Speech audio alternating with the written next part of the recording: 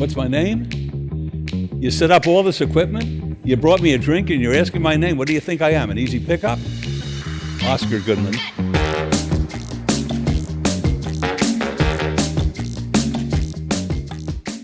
I come from a very interesting background. I used to represent reputed mobsters here in Las Vegas and around the country, and then switched gears completely and ran for mayor of the great city of Las Vegas and served 12 years.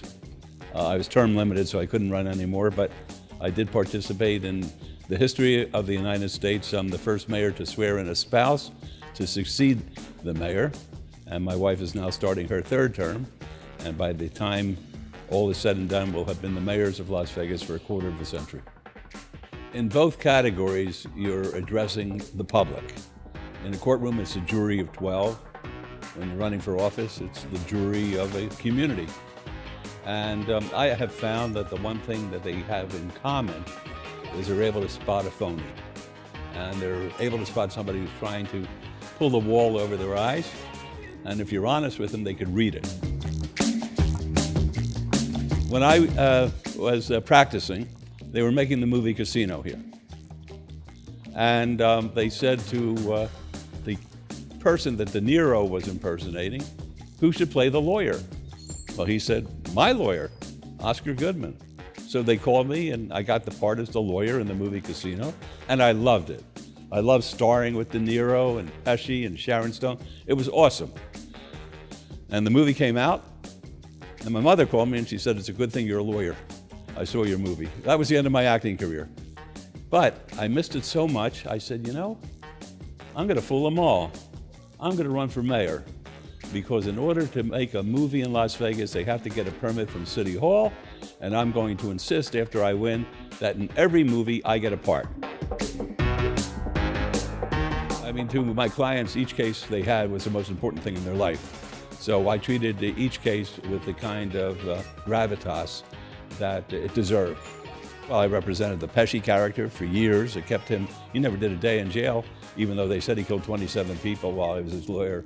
So I said, shame on them. They were saying how bad a person I am. I say, I may be a bad person, but you're a horrible law enforcement agent. 27 murders and you couldn't put him in jail for one day? So I had that kind of nonsense taking place, and the other fellow was placed in the Black Book, which is a list of excluded persons where they can't go into a casino.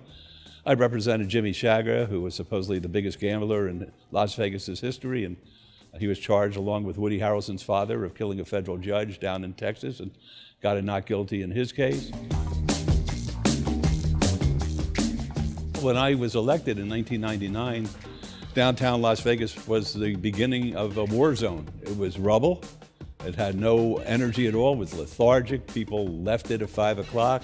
Nobody was walking around. There weren't any new restaurants opening. And I said to myself, you know, I'm going to create a renaissance in the downtown here. Began to develop it. We brought in the premium outlets, brought in the World Market Center. Larry Ruvo with the Ruvo built a Frank Gehry designed magnificent structure and enticed the Cleveland Clinic to come out and work on problems of neurodegenerative diseases like Alzheimer's and Parkinson's and MLS. And then the Smith Center, a beautifully designed Art Deco building went up. It's as fine as any place in the city.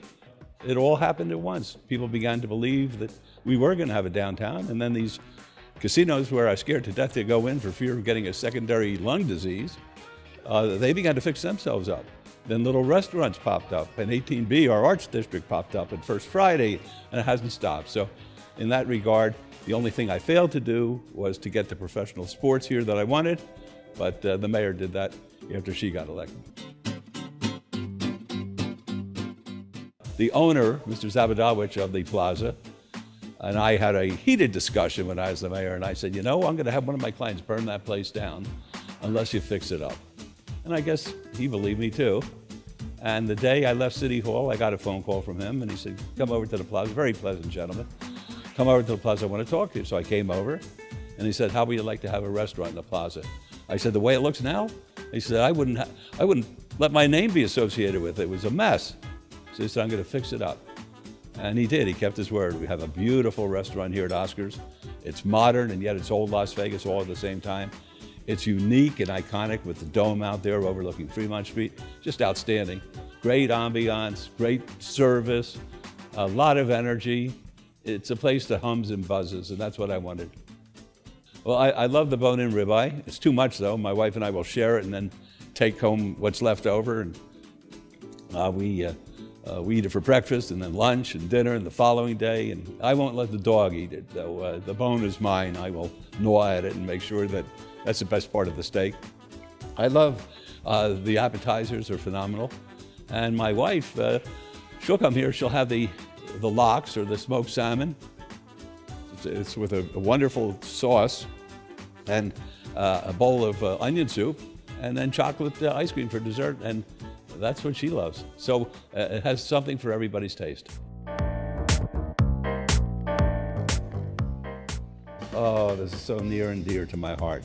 This is my Bombay Sapphire Gin, and I drink it differently than anybody else with a jalapeno in it, and it's the best. From here to here, which I've already done, it's mellow. From here to here, which I'm about to do, you lose the sense of feel in your fingers and your toes.